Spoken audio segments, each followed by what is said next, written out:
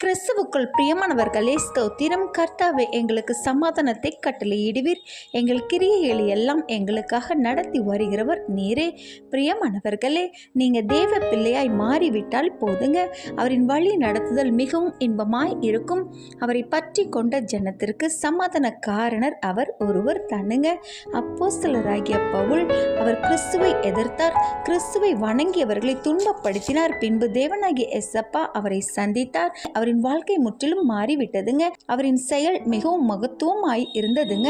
கிறிஸ்துவுக்காக பாடுபடவும் அடிக்கப்படவும் நிந்தனையை சுமக்கவும் வாழ்ந்தாலும் தாழ்ந்தாலும் அவரை விட்டு விலகவே இல்லைங்க. மரண பரியந்தமும் நிலைத்திருந்தார். இப்படி வாழ்வதே சரியான கிறிஸ்தவ வாழ்வுங்க. நமக்காக எல்லாவற்றையும் செய்து முடித்து வைத்துள்ளார் நமது தேவன். இந்த பூமிக்குரிய வாழ்வு கொஞ்ச காலங்க. எப்படியாக நாம் வாழ்ந்தாலும் உண்மையாய் அவருக்குள் வாழ பழகுவோம். அவரின் வருகையின் பொழுது 1000 வருட ஆட்சிக்கு தகுதி உள்ளவர்களாய் மாறிவிடுவோம். எந்த நிலையிலும் சந்தோஷமாய் இருங்கள். எல்லா நிலையிலும் கிறிஸ்துவுக்குள் சந்தோஷமாய் இருங்கள். ஆமென்.